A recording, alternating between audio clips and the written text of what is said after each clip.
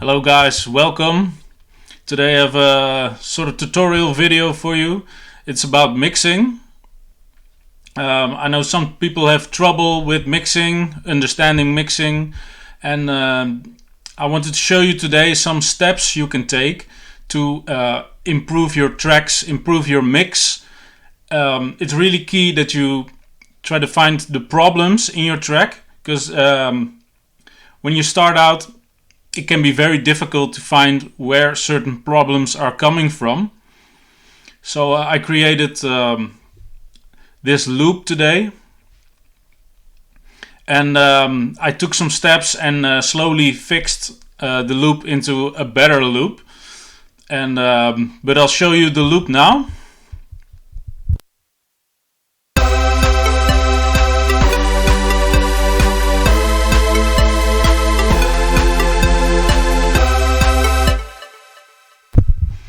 You can definitely hear there's some trouble here, you know. I made it quite obvious. Alright.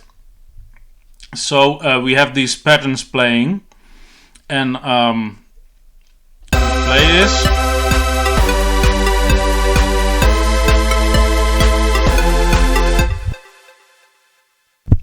There's an easy way to find out if something works or doesn't work in the mix, or at least it's a great way to do it.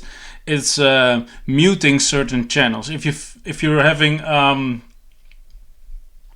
doubts about certain elements in your track, you can mute them and take a listen how it sounds. So let's mute some tracks and listen to if it makes it better.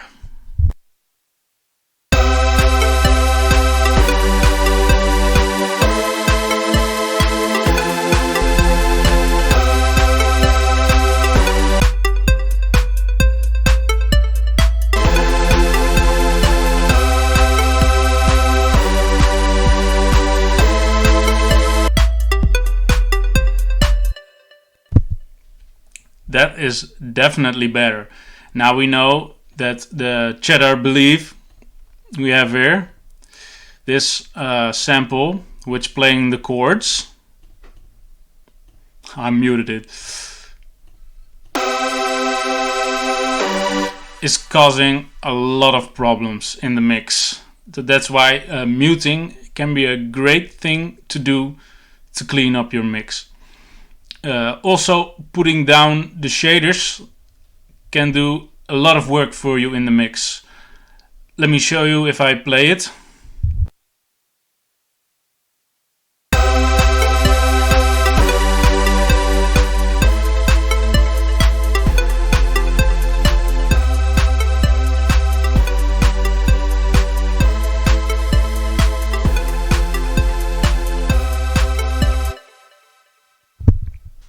That's already better. The flow of the track has improved.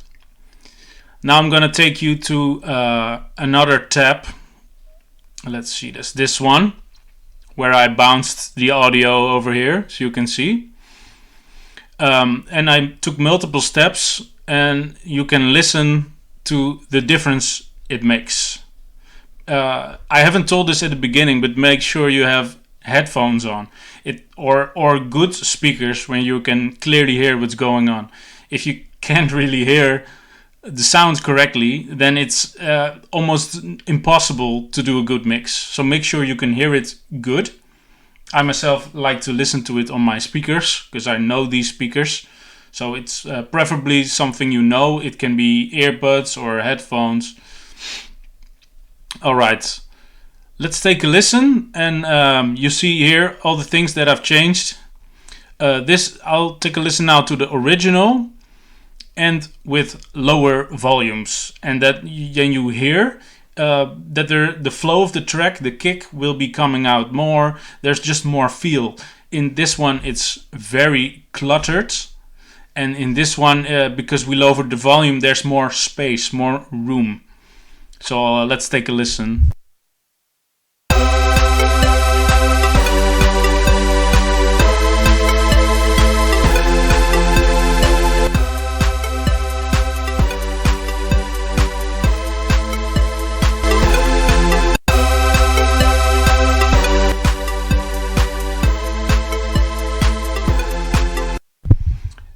especially if you focus on the kick. The kick is just non-existent in this top one, and you probably there's some kind of thing when something is louder, just like this, you're fooled that it sounds better. Louder is not better. Louder is just louder.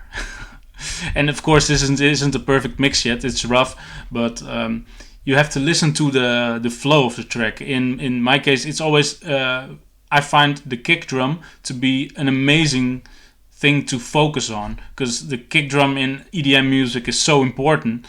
If you focus on the kick drum, you can clearly hear a difference, because here it's non-existent, and here there's a little bit more flow. So take a quick listen again.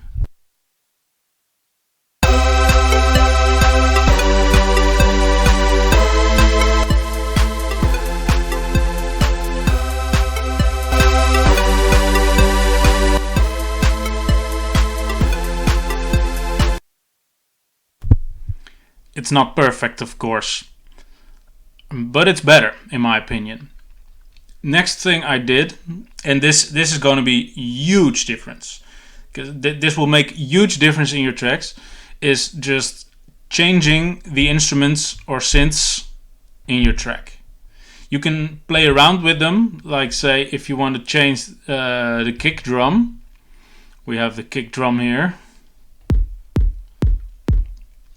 And make sure you always clone your kick drum you have, so you don't forget which one you had. You can go in your samples to the kick, and then you can just, when you click on this, you see this. When we play it,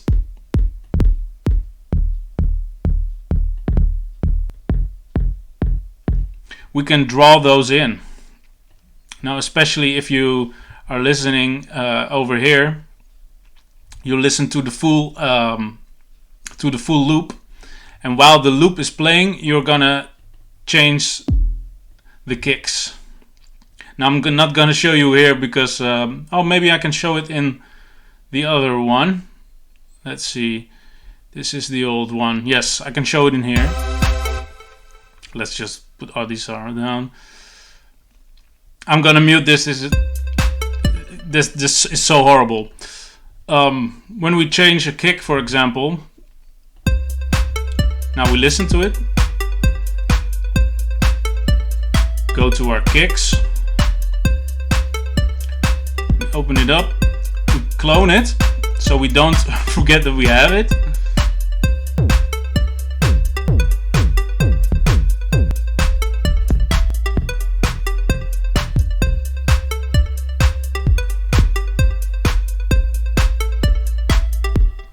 You get the idea. You just draw them in, and when you have you have a kick that you like, you clone it again, and then you repeat the process, putting different kicks in. It's that easy. Just the same with all the other instruments, you just clone them. Also, a great tip, before you change all your instruments, save as a different with two, or changing instruments, save it before you change anything, because you maybe the old one was better. This happens. So always save it and make sure you have the old sample so you can compare it. I forgot to mention one thing while drawing in the kicks, and I said you draw them in, and if you like one, you can clone them. And I forgot to get on about it. So you have cloned them. Now I have 3 kicks. I'll just mute them and copy all of these. So now we have all these kick drums lined up for us to try in the mix. So you can play.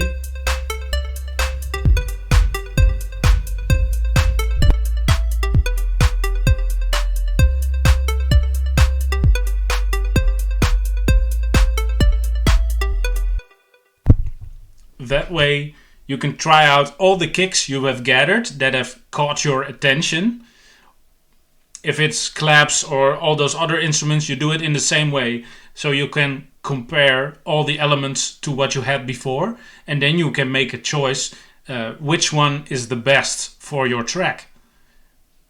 Yes? Alright.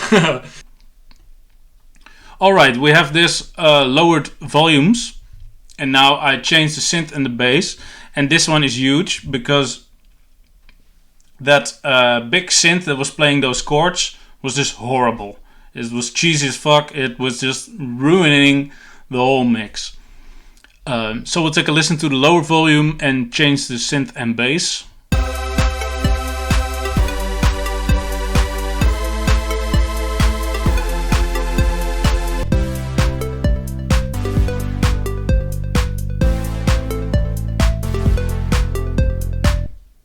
Wow, such a big difference. I also changed a little bit in how the chords came through a little bit earlier to make it a bit groovier. So maybe that's cheating, but that's also part of mixing, is changing, at least in my opinion, how the notes come into the piano roll. Because sometimes you also have just too long notes. If you would like to have shorter notes and then try it out, sometimes it just sounds way better with little bit shorter notes because you give more room. So that's how in the composition you can also change it. Let's take a quick listen again in the change.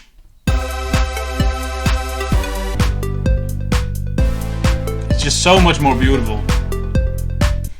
Amazing. Just choosing different samples makes such a huge difference. And I also think on this I put I think it's this one. Yes. Oh, it didn't even put a filter on it. Or maybe in the plugin itself.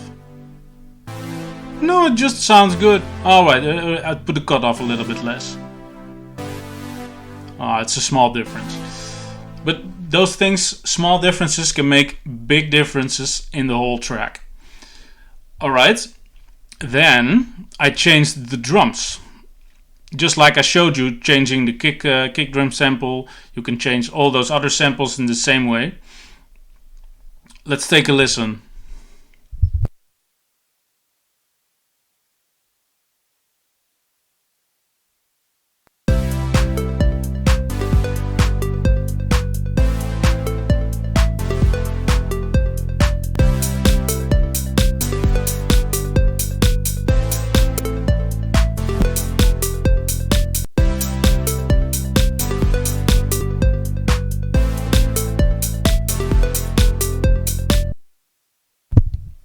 Better.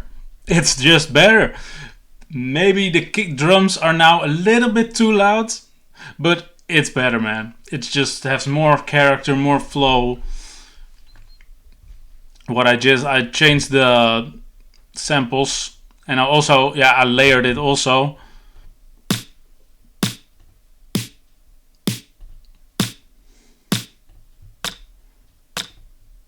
With just samples in the FL Studio folders here with the drums mode audio. I just combined some of them. Easy as that. And the final part that I did to make the track even better is use sidechaining. Sidechaining can be great for making room for the kick, especially for the kick. Now, what is sidechaining? Sidechaining is just lowering the volume when the kick hits. Just when the kick hits, you lower the volume of certain elements so that the kick stands out in that moment. Especially with a bass, if the kick and the bass play at the same time, it's hard to get a groove because they clutter up the mix in the bass region. Let's take a listen what the sidechaining does, and after that I'll show you how I did the sidechaining.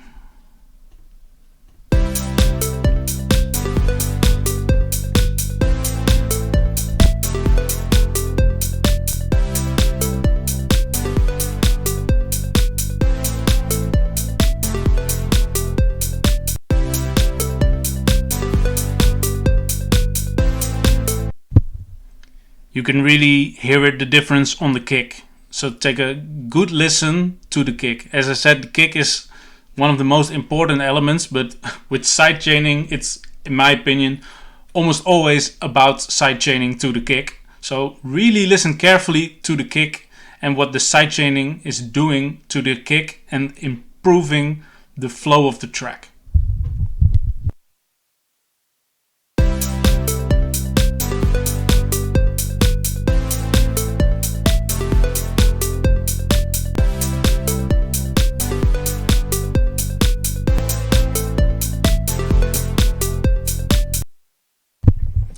I do hope you can hear the difference. I certainly do. It just flows way better. Now, back to what is sidechaining. Here in the mixer track, you look at here, I called it sidechaining. How surprising. I saved this as a preset. I'll show you in a different video exactly how you should do it. But this is how it works. This is just volume. And you see I attenuated the volume here and it goes up. The kick is around in this area. So every time the kick plays, we duck the volume of the elements of our pluck, of the chords. And with the bass, you see we have in the bass we have this huge cut in volume. That's because the bass just in the bass region we just have to use more sidechaining because it just really clutters up the mix. You don't want to have your bass playing at the same time with your kick. It just doesn't work. I mean, it almost never works. It just almost always just will work when you have good sidechaining on it. And on the other elements, like I have like 2.5 to 3 decibels of sidechaining. Alright, I hope that was helpful. Let me know in the comments if you want to learn more about mixing or if you have questions about this. I will also make a video dedicated to the sidechaining and you can just go with that video and save the settings I use so you can also use them in a very easy way. Thank you for watching and see you next time. Bye bye.